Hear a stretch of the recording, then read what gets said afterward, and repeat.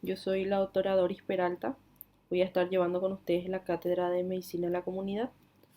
Yo soy médica, especialista en medicina familiar y comunitaria, también especialista en ciencias forenses, ¿sí? Aquí les dejo mi correo, cualquier cosa que estén necesitando, a las órdenes. Vamos a estar en contacto. Al inicio vamos a hacer clases virtuales, vamos a tratar de ir mejorando principalmente esto, ¿está bien? Me gustaría, como ya todos saben, tenemos acceso a la plataforma de la facultad. Me gustaría que todos vayan probando, vayan familiarizándose con la plataforma, que a través de eso haremos cuestionarios, trabajos, vamos a ir haciendo tareas, ¿sí? Bueno, continuemos. Para hablar principalmente de lo que es medicina en la comunidad, tenemos que saber que en esta materia lo que más importa es el trabajo en equipo, ¿sí? Como lo dice su nombre, medicina en la comunidad trabaja directamente con la comunidad. Ahora, antes de pasar a hablar de lo que es medicina en la comunidad, vamos a definir lo que es la palabra medicina. Parece tan fácil muchas veces definirlo, ¿cierto? Ahora, ¿qué lo decimos? Principalmente es una ciencia, ¿cierto? Es una ciencia que tiene por objeto principal conservar la salud del paciente. No es precisamente evitarlo. Tiene como objetivo evitar, prevenir, ¿sí? Pero cuando hablamos de definición principalmente decimos que es una ciencia que tiene por objeto la conservación y el restablecimiento de la salud, ¿sí? Objetivos principales de la medicina nos referimos a estos dos, principalmente es conservar la salud y curar enfermedades. Claro que existen un sinfín de objetivos, pero aquí hablamos de los principales, ¿está bien? Bueno, pasemos a hablar un poco de lo que es comunidad. Sabemos que cuando definimos la palabra comunidad decimos que es un grupo de personas, ya sea, pueden ser de diferentes culturas, diferentes ideales, diferentes valores, normas, ¿sí? ¿Cómo definimos la palabra salud comunitaria? Como lo dice su nombre, se refiere a una salud colectiva, no precisamente de una sola familia o de un solo individuo, sino que de toda la población. Ahora, ¿qué entienden ustedes por medicina en la comunidad? Medicina en la comunidad. Podemos en realidad abarcar varios sinónimos en cuanto a lo que es esta cátedra. ¿Por qué? Porque medicina en la comunidad trabaja directamente, como dijimos, con una comunidad. Puede ser la parte epidemiológica, realiza una medicina integrada. Prácticamente un médico solo no puede abarcar toda la comunidad, por lo tanto necesita de otros servicios de salud, como ser, por ejemplo, odontología, enfermería, la parte laboratorial, ¿cierto? Psicología. Entonces decimos que medicina en la comunidad es una disciplina en realidad nueva ya no es. ¿Por qué? Porque esto viene hace años prácticamente implementándose.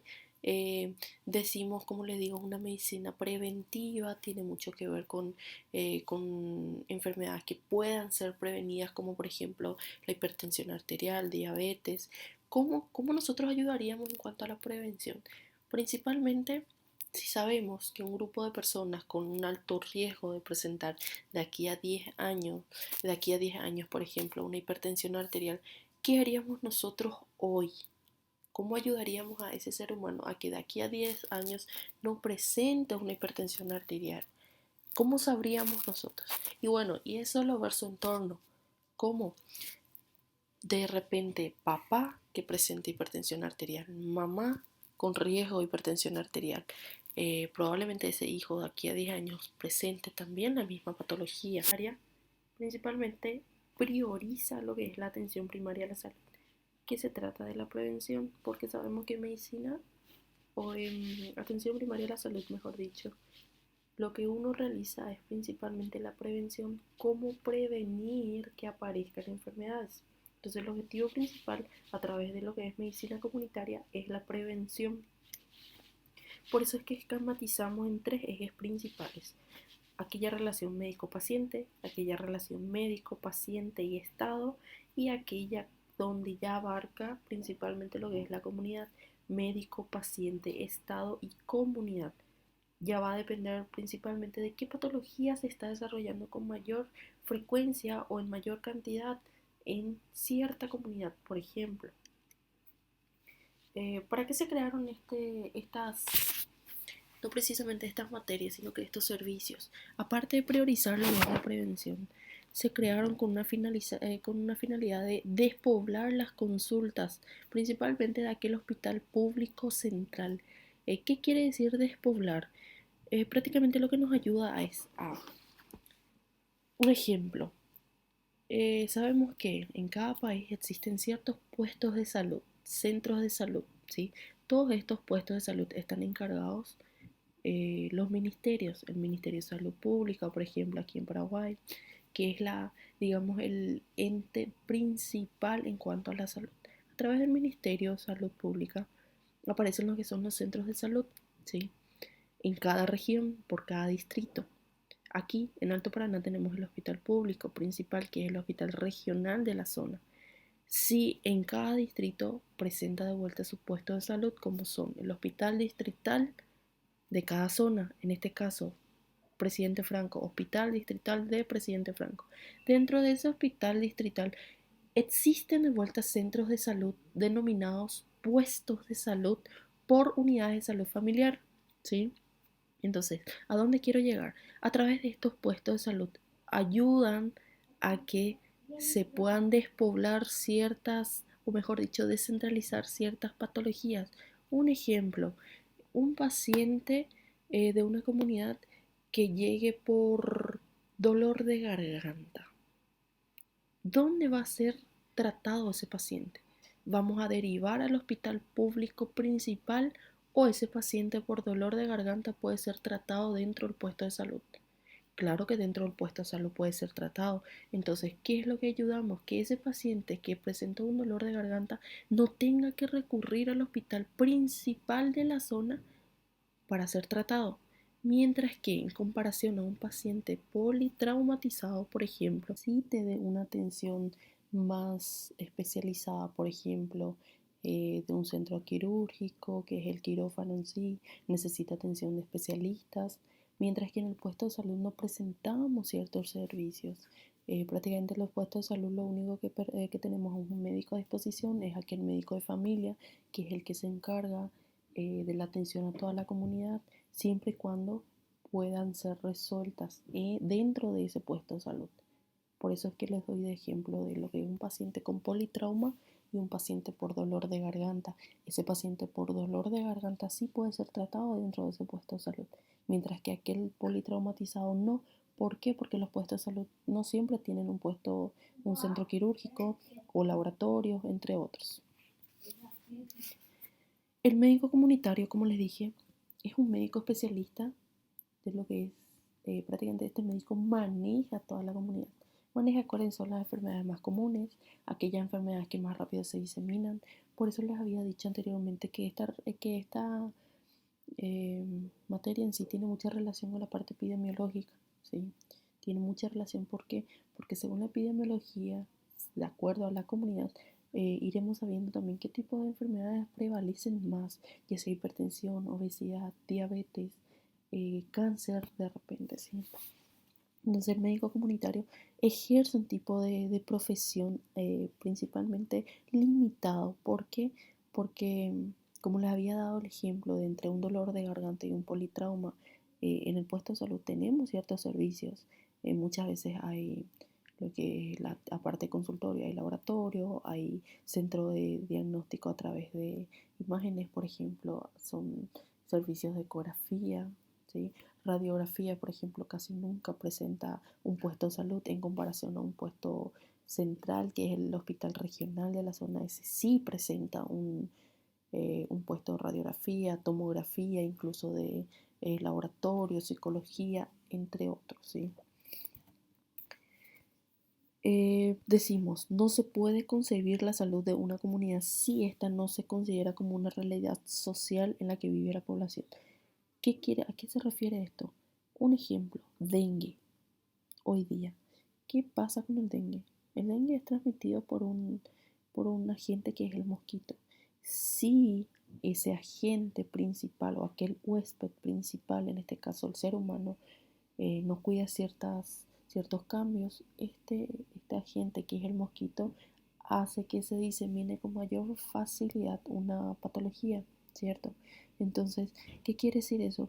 Que si la comunidad en sí no colabora con una cierta patología que puede ser fácilmente controlada, aquel médico encargado de la comunidad no puede llegar a controlar por sí solo. A eso se refiere principalmente. Medicina en la comunidad. Principalmente esto sirve para ampliar conocimientos, ¿sí?, entre lo que es el individuo y el medio ambiente. También sirve para establecer lo que es una relación médico-paciente. Ahí es donde volvemos a hablar un poquito de lo que son los tres ejes principales: relación médico-paciente, a veces Estado y muchas veces lo que es la comunidad también, ¿sí? Es importante saber cuáles son las enfermedades más comunes dentro de cada comunidad, cuáles son aquellas que más rápido se diseminan, dependiendo muchas veces de lo que digo justamente la comunidad. ¿Por qué? Porque si dentro de esa comunidad, por ejemplo, hay un depósito de productos químicos, probablemente esa comunidad tienda a presentar ciertas alteraciones de la salud, como por ejemplo un tipo de cáncer, ¿sí? Entonces tiene mucho que ver qué ambiente es la que rodea al individuo, cuál es el ambiente en la que esa comunidad está conviviendo a diario. Hablemos un poco de lo que es la triada ecológica. Cuando hablamos de triada ecológica, como su nombre lo dice, son tres principales agentes, en este caso, digo, valga la redundancia: agente, el huésped y el ambiente, ¿sí? Eh, ¿Cuáles son aquellos factores que producen una enfermedad? Podemos hablar principalmente de los factores físicos, enfermedades que prevalecen según el calor, según el frío. Por ejemplo, una gastroenteritis aguda es mucho más común en el calor, ¿sí? Un cuadro gripal más común en el frío. Aquellos factores biológicos, qué tipos de bacterias, hongos, virus, parásitos en general prevalecen según el sexo, por ejemplo, muchas veces según sexo podemos decir, o según edad también. Factores químicos, aquí hablamos y ponemos de ejemplo de vuelta lo que es la, podemos poner de podemos poner de ejemplo principal aquellas fábricas de productos tóxicos que a la larga pueden producir enfermedades como son leucemia, ¿sí?, como es el cáncer en sí. Por ejemplo, factores económicos. ¿Por qué decimos factores económicos también forman parte como un productor de lo que es la enfermedad? ¿Por qué? Porque si el paciente, un ejemplo, un paciente diabético que no tenga dinero para comprar para el medicamento, simplemente no compra, y al no comprar no trata la enfermedad. Eso tiene mucho que ver la parte económica, ¿sí? Factor cultural. ¿Qué ejemplo podemos utilizar como factor cultural? Principalmente sabemos que hay religiones que no permiten el uso del preservativo, por ejemplo, o religiones o incluso tabúes, ¿sí?, que no permiten el uso de una buena planificación familiar. Aquellas religiones, de vuelta utilizamos como ejemplo, aquellas religiones que no permiten la transfusión sanguínea, por ejemplo. Entonces tiene mucho que ver la parte cultural más que nada.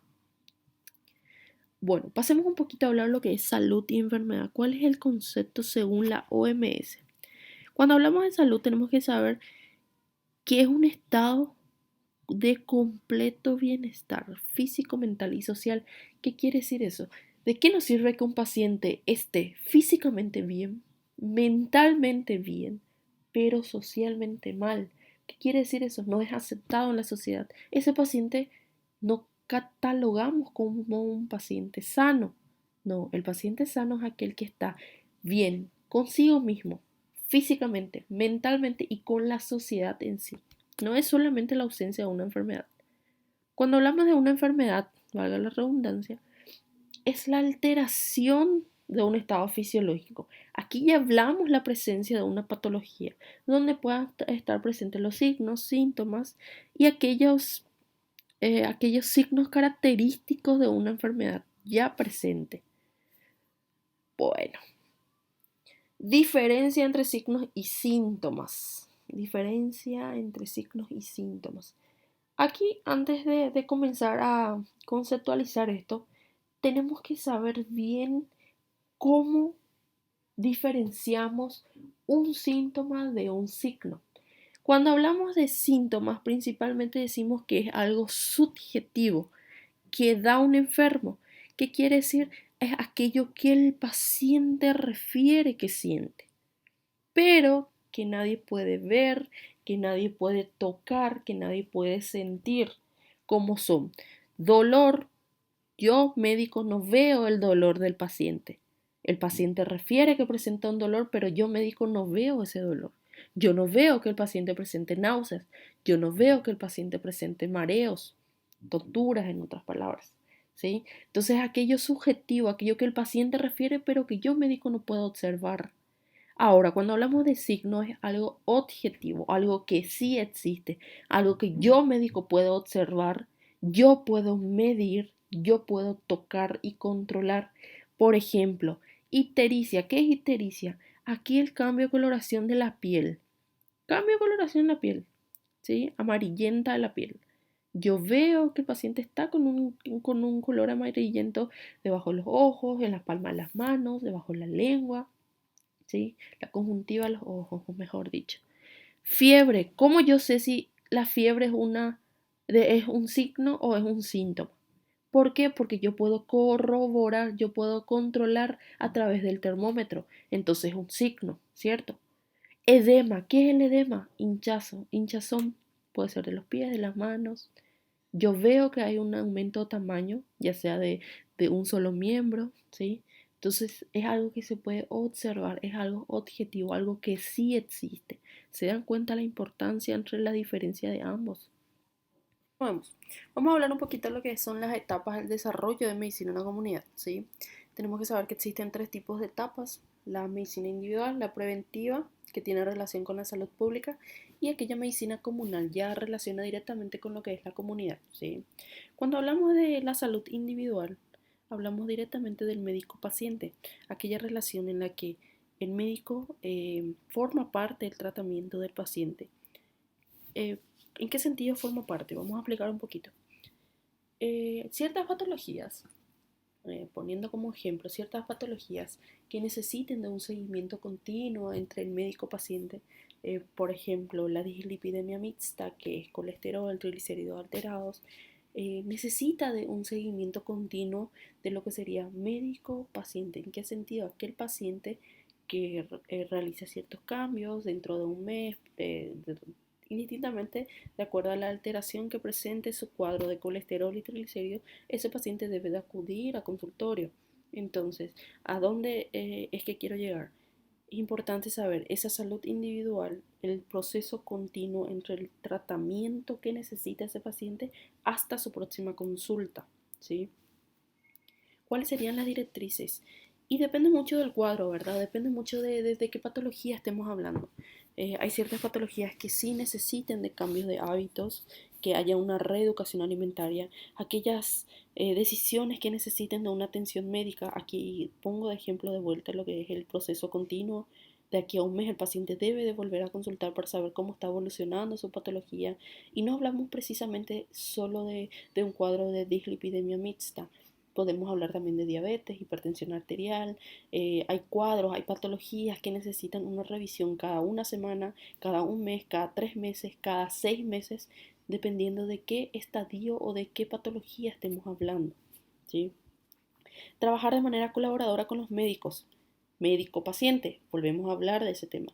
Importantísimo el proceso continuo, aquel acompañamiento, perdón, que realice el médico con su propio paciente, ¿sí? ¿Qué es lo que se evita con esto? Principalmente se busca evitar la diseminación de la enfermedad, evitar que llegue a complicarse esta enfermedad principalmente. Se busca reconocer el riesgo que pueda presentar. Y vuelvo a poner de ejemplo lo que es la hipertensión arterial. Si nosotros sabemos que un joven de 25 o 30 años probablemente de aquí a 10 años presente una patología, es hoy, es el momento de comenzar a cambiar ciertos hábitos, viendo ese factor de riesgo principal. Si el paciente de 25 años presenta una obesidad, presenta genéticamente hablando padres que son ya hipertensos, probablemente ese paciente de aquí a 10 años, a sus 35, 40 años de edad, presente de vuelta una hipertensión arterial. Entonces, ¿a dónde quiero llegar? Es importante el seguimiento continuo de lo que sería el médico con su paciente, ¿sí? Cuando hablamos de una salud colectiva, hablamos principalmente de aquel control que se deba tener de dónde vive ese médico, ese paciente, esa comunidad, el ambiente que rodea, si es adecuado o no acorde a las patologías que presente y de acuerdo al tratamiento que necesite ese paciente. Todo aquello que tiene que ver con el perfil de la salud de la población, sus enfermedades más comunes, principales causas de muertes y epidemias. Todo esto va relacionado principalmente con la salud comunitaria o la salud individual. Es buscar, como les dije, aquellas enfermedades más comunes que más prevalecen según la zona. ¿A qué recurrimos? Y normalmente recurrimos a aquellos trabajadores, ya sean profesionales del área de la salud, aquellos que acompañan al profesional de la salud, no solamente hablando del médico, sino que aquellos colaboradores de la salud que acompañan a ese médico de la región, bioquímicos, odontólogos, psicólogos muchas veces. Hay zonas donde incluso presentamos de hasta veterinarios. ¿Por qué? Porque sabemos que hay patologías que se relacionan, patologías de animales que se relacionan con la salud humana. Entonces muchas veces tiene que ver también la relación entre el médico veterinario y el médico clínico en general. ¿Está bien? ¿Cuál es la etapa de la medicina preventiva y salud pública? Bueno, esto en realidad vamos a hablar en otras clases, pero es importante hacer una introducción breve. Sabemos que hay tres etapas principales de una buena atención, aquella atención primaria, secundaria y terciaria. Como les digo, eso vamos a hablar más adelante. Vamos a hacer una clase especial. Me gustaría, chicos, que estén atentos a lo que vamos a ir desarrollando en la clase. Por medio de esta aula, vamos a hacerlo de esta manera, que es importante que sepan. Vamos a ir lanzando, como les dije al inicio del video, vamos a ir lanzando tareas, cuestionarios que me gustaría que ustedes vayan respondiendo. Esta va a ser como una clase de introducción. Para la siguiente semana voy a presentarles un trabajo que me gustaría que vayan haciendo. En realidad va a ir más relacionada a lo que va a ser, a lo que estamos pasando ahora, que es el coronavirus. Le voy a lanzar en la plataforma el cuestionario que va a tener mucho que ver con lo que es el coronavirus. Entonces, para que sepan, vayan viendo los videos, vayan estudiando, vayan entrando y vayan familiarizándose, en otras palabras, para luego ir respondiendo, ¿está bien? Vamos a ir, vamos a ir hablando más adelante, sí. Pronto vamos a conocernos. Vayan familiarizándose y estaremos en contacto cualquier cosita, ¿sí? Les dejo mi número en la plataforma a las órdenes para lo que deseen, ¿está bien? Hasta luego, chicos.